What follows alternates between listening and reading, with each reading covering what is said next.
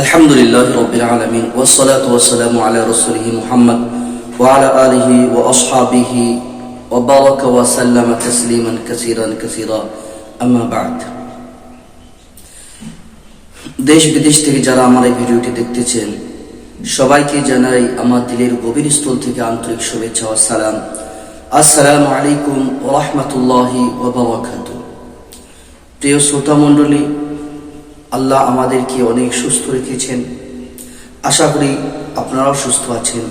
আজ আমি আলোচনা করব, যেহেতু আমার নামাজ শুরু থেকে নিয়ে লাস্ট পর্যন্ত আমার টপিক, যে আমি নামাজের শুরু থেকে নিয়ে শেষ পর্যন্ত আপনাদের সম্মুখে প্রত্যেকটা মসলা হাদিস এবং কোরআনের আলোতে আমি আলোচনা করব ইনশাআল্লাহ।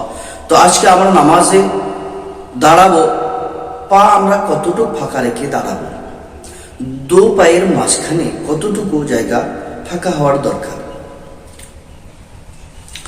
তো এই বিষয়ে আমাদেরকে জানা দরকার। সর্বপ্রথম যে কোনো মানুষ আপনাদেরকে একটি জিনিস বলবেন আর সাহাবাদের আমল বলবে না। আমাদেরকে দেখতে হবে হাদিসে যখন একটা জিনিস আছে বা আয়াতের একটি কথা বলেছেন, এই কথাটা বা এই হাদিসটি সাহাবায়ে কেরাম কিভাবে আমল করেছেন, এই হাদিসের দ্বারা সাহাবায়ে কেরাম কিভাবে আমল করছেন। তো সাহাবাদের আমল আমাদের দলিল হবে যে এই হাদিসের অর্থ এটাই হবে। আমার গ্রাম অঞ্চলের মধ্যে যেহেতু এটা মসলা একটা আহাম হয়েছে যে কিছু সংখ্যক মানুষকে দেখা যায় তারা এক পায়ে অপর পায়ের থেকে অনেক দূরে রাখে, অস্বাভাবিক দূরে পা রেখে নামাজ পড়ে। এটা কি সহি? এটা কি হাদিসের দ্বারা প্রমাণিত আছে? তো চলো আমরা সর্বপ্রথম একটি কোরআনের আয়াত থেকে আপনাদেরকে দলিল দিচ্ছি। আল্লাহ তাআলা এই বিষয়ে আমাদেরকে কি জ্ঞান দিয়েছেন তা আমরা কোরআনের সর্বপ্রথম আমাদের দলিলের মধ্যে কোরআনকে আমরা প্রাধান্য দেব, যে কোরআনের মধ্যে সর্বপ্রথম আল্লাহ তাআলা কি বলেছেন। তো আমরা দেখতে পারি সূরা বাকারার মধ্যে আয়াত নাম্বার 125 মধ্যে আল্লাহ তাআলা বলেন, ওয়াত্তাখিযু মিন মাকামি ইব্রাহিম মুসাল্লা। তোমরা যখন কাবা শরীফে যাবেন বা হজ করতে যাবেন, সেখানে আপনারা যে মাকামে ইব্রাহিমের উপর নামাজ পড়াটা, এটা মাকামে ইব্রাহিমের কাছে আল্লাহ তাআলা বলছেন ওয়াত্তাখিযু মিন মাকামি ইব্রাহিম মুসাল্লা, মাকামে ইব্রাহিমের কাছে নামাজ পড়তে হবে। তো সর্বপ্রথম আমরা যদি আয়াতকে আমরা সঠিক মানে দেখতে চাই, তো মাকামে ইব্রাহিম যখন আমরা সেখানে দেখব, তো ইব্রাহিম আলাইহিস সালাম যে পাথরের উপর দাঁড়িয়ে কাম করেছেন, সেই পাথরটা যে আল্লাহ ইব্রাহিম আলাইহিস সালামের নিশানি হিসাবে আলামত হিসাবে আল্লাহ তাআলা ইব্রাহিম আলাইহিস সালামের যে দুই কদম ছিল, এই কদম মুবারকের ওখানে নিশানিও আছে। তো আমরা যদি সেখানে যাই আমরা দেখতে পারবো ইনশাআল্লাহ যে মাকামে ইব্রাহিমের মধ্যে ইব্রাহিম আলাইহিস সালামের যে দু পা ছিল সেটা অস্বাভাবিক দূরে ছিল না, বরং এক পা অপর পায়ের পাশাপাশি ছিল, সামান্য দূরে ছিল, পাশাপাশি ছিল, অনেক দূরে ছিলেন না। এক পা অপর পায়ের থেকে অনেক দূর, অস্বাভাবিক দূর এটা না। তাহলে আল্লাহ তাআলা বলছেন যে তোমরা নামাজ পড়বেন তো মাকামে ইব্রাহিমের জায়গায় নামাজ পড়ো। তো এই মাকামে ইব্রাহিম আমরা দেখি যদি সেখানে যদি দাঁড়াই, তাহলে আমাদের পা অটোমেটিকলি একদম পাশাপাশি হবে, অস্বাভাবিক দূরে যাবে না। এটা আমার দলিল যে কোরআনের মধ্যে আল্লাহ তাআলা বলছে মাকামে ইব্রাহিমকে তোমরা নামাজের জায়গা বানিয়ে নাও। তো মাকামে ইব্রাহিম দেখতে গেলে আমরা যদি সেখানে দাঁড়াই, তো আমার পা স্বাভাবিক আশেপাশে হবে। দ্বিতীয় নম্বরে আরো একটি আয়াত আছে, আল্লাহ তাআলা কোরআনের মধ্যে বলেছিল ওয়াকুমু লিল্লাহি কানিতিন। আল্লাহর সম্মুখে যখন আপনি দাঁড়াবেন, তো নম্র এবং ভদ্র হয়ে আল্লাহর সম্মুখে দাঁড়াবেন, বিলকুল নম্র ভদ্র হয়ে আল্লাহর সম্মুখে দাঁড়াতে হবে। তো ওয়াকুমু লিল্লাহি কানিতিন এর ব্যাখ্যা দেখতে গেলে আল্লাহ তাআলার সম্মুখে যদি আমরা নামাজের মধ্যে নম্র এবং ভদ্র হয়ে দাঁড়াই, তাহলে পাকে যদি আমরা অস্বাভাবিকভাবে যদি দূরে রেখে আমরা হাতকে যদি এইভাবে বেঁধে নিয়ে একবার আপনি দাঁড়িয়ে দেখেন যে এটা কি নম্র ভদ্র পরিচয়? পা যদি আমরা অস্বাভাবিক দূরে রেখে দিই এবং হাতকে আমরা এইভাবে বাবুল নাম করে বেঁধে নিই আর দাঁড়াই, তাহলে আপনি নিজে দেখবেন যেটা নম্র ভদ্র পরিচয় না।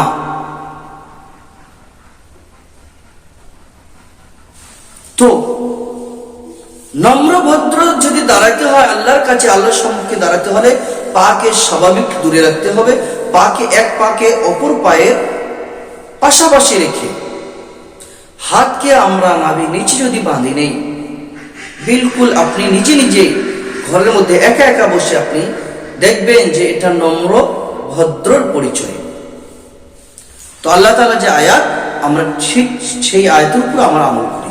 এখন দেখো এই হাদিসের বিষয়ে অনেক হাদিস রয়েছে যে আমরা পাকে কিভাবে রাখবো। তো বুখারীতে দেখতে গেলে রাসূলুল্লাহ সাল্লাল্লাহু আলাইহি ওয়াসাল্লাম যে মুবারক হাদিস হযরত আনাস রাদিয়াল্লাহু আনহু থেকে বর্ণিত আছে, তিনি আনাসের নবী সাল্লাল্লাহু আলাইহি ওয়াসাল্লাম قال اقيموا صفوفكم فاني اراكم من وراء الظهر وكان احدنا يلزق منكبه بمنكب صاحبه وقدمه بقدمه। বুখারীর মধ্যে যে আনাস রাদিয়াল্লাহু আনহু থেকে বর্ণিত আছে, তিনি বলেন যে রাসূলুল্লাহ সাল্লাল্লাহু আলাইহি ওয়াসাল্লাম আমাদেরকে বলছেন, আকিমু সুফুফাকুম, তোমরা তোমার সাফকে সিধা করো, এবং কারণ আমি ফাইন্নী আরাকুম মিন ওয়ারাই যাহরি, আমি আমার পিঠ পাশে তোমাদেরকে দেখি, আমি আমার পিঠ পাশ দিয়ে তোমাদেরকে, পিছন দিয়ে আমি তোমাদেরকেও দেখি। আল্লাহ রাসূলের মুজিজা ছিল যে আল্লাহ রাসূল পিছন দিক দিয়েও দেখছেন, এটা আল্লাহ রাসূলের মুজিজা ছিল। আমাদের মধ্যে একজন সাথী অপরজনের সাথীর কাঁধার সাথে কাঁধা মিলাইতো এবং পার সাথে পা মিলাইতো। এই হাদিসকে কেন্দ্র করে কিছু মানুষ আমাদেরকে ধোঁকা দেওয়ার চেষ্টা করে। সেটা এটা যে এক পাকে অপর পায়ের সাথে লাগাতে গেলে অনেক অস্বাভাবিক দূর হবে, আমাদেরকে এটা ধোঁকা দেওয়া হয়, আর আমরা এই জালের মধ্যে পড়ে যাই। এখন এটা যে আমাকে এই হাদিসের দ্বারা যে বোকা বানানো হচ্ছে, কারণ আরেক হাদিসে আছে, এবং দেখতে গেলে আবু দাউদ শরীফে 97 পেজ নম্বরে, অর্থাৎ 97 নম্বর পৃষ্ঠায় এই হাদিসটি বর্ণিত আছে যে সাহাবী রাদিয়াল্লাহু তাআলা আনহু রাবী বলেন যে আমি দেখছি যে আমাদের মধ্যে সাথীরা, ফারাআইতুর রাজুলা, আমি দেখছি যে মানুষরা কি করত, ইয়ালজিকু মানকাবাহু বিমানকিবি সাহিবিহি, নিজের কাঁধাকে অপর কাঁধার সাথে মিলাতো, এবং ওয়ারুকবাতাহু বিরুকবাতি সাহিবিহি, এবং তার ঘুটনা, আমরা যে এই যে ঘুটনা বলি, এই ঘুটনা তার অপরজনের হাঁটুর সঙ্গে, তার হাঁটু অপরজনের হাঁটুর সাথে লাগিয়ে দিয়েছেন এবং মিলিয়ে দিয়েছেন, এবং ওয়াকাবাহু বিকাবি সাহিবিহি, এবং তার যে পায়ের টাকনা আছে, এই তার পা অপর পায়ের টাকনার সাথে, অপরজনের পায়ের টাকনার সাথে মিলিয়ে দিয়েছেন। তো এই হাদিস যদি আমরা দেখতে যাই, এই হাদিসের উপর যদি আমরা আমল করি লফজ হিসাবে, তাহলে কি বোঝা যাবে যে একজন অপরজনের কাঁধার সাথে লাগান, ফের হাঁটুর সাথে লাগান, ফের কাপ যে আমার টাকনা আছে টাকনার সাথে লাগান। তো আপনি যদি এক হাঁটু, এই দায় পায়ের হাঁটু যদি ওই মানুষের হাঁটুর সাথে লাগাতে যান, কাঁধা যদি এই পাশের মানুষের কাঁধার সাথে লাগাতে চান, এবং পায়ের যে হাড্ডি আছে আপনার টাকনা বলি, এটা যদি তার সাথে লাগাতে চান, এদিকে লাগাবেন, ফির এদিকে কিভাবে লাগাবেন? তাহলে আপনি কি নামাজ পড়বেন নাকি ব্যায়াম করবেন? এখানে আসে এক পা আপনি লাগাতে পারেন, দ্বিতীয় পা লাগানো সম্ভব না। একদিকে আপনি এক কাঁধা অপর কাঁধার সাথে লাগালেন, এক হাঁটু অপর হাঁটুর সাথে লাগিয়ে দিলেন, এক টাকনাকে অপর পায়ের টাকনার সাথে লাগিয়ে দিলেন, কিন্তু আর একদিকে যে আমার এক কাঁধা আছে, এই কাঁধা অপর কাঁধার সাথে কিভাবে লাগাবেন? এই হাঁটু ওই হাঁটুর সাথে কিভাবে লাগাবেন? এবং এই পায়ের যে পা টাকনা আছে, এই টাকনা তার পায়ের সাথে কিভাবে লাগাবেন? চলো, যদি হাদিসের উপর আপনি আমল করতে যান, দ্বিতীয় নম্বরে আরো একটি, যে একজন মানুষ যদি আপনার থেকে এখানে 7 ফুট থেকে, আর একজন মানুষ আপনার এই পাশে আছে, এটা হলো গিড্ডে মানুষ, বিলকুল ছোট মানুষ, তার সঙ্গে আপনি কিভাবে লাগাবেন? তো হাদিসের এই ভুল ব্যাখ্যাগুলোর দিকে পড়বেন না, কারণ মুসলিম শরীফে দেখো, মুসলিম শরীফে রাসূলুল্লাহ সাল্লাল্লাহু আলাইহি সাল্লাম বলেছেন যে কানা রাসূলুল্লাহ সাল্লাল্লাহু আলাইহি ওয়াসাল্লাম ইয়ামসাহু মানাকিবানা ফি সালাহ ওয়া ইয়াকুল ইস্তাউ। আল্লাহ রাসূল কান্দা হাত লাগে দেখছেন যে বরাবর করো, আর এই শব্দ বলছেন যে সফকে সিধা করো, ইস্তাউ ওয়ালা তাখতালিফু, তোমরা সফকে সিধা করো। সফ সিধা করতে গেলে আমার পা বিলকুল একজন অপরজনের বরাবর করতে হবে, এটাই হলো মতলব। যে এটাই হলো কান্দার সাথে কান্ধা মিলিয়ে নাও, লাগিয়ে দেওয়া মতলব নয় যে একজনের কান্দা অপরজনের কান্দার সঙ্গে বিলকুল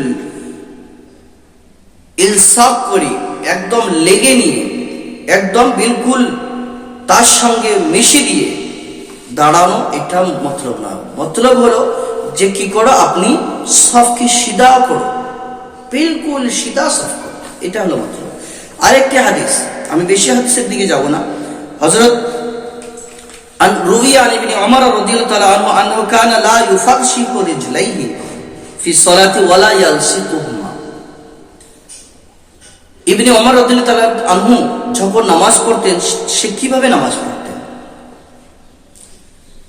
এই ব্যাপারে বর্ণনা করা হয়েছে যে কানা লা ইউফারশিহু রিজলাইহি ফি সালাহ, তিনি তার পাকে অস্বাভাবিক দূরে রাখতেন না, ওয়ালা ইয়ালসিকুহুমা, আর না তার দোনো পাকে এক পা অপর পায়ের সঙ্গে মিলিয়ে রাখত।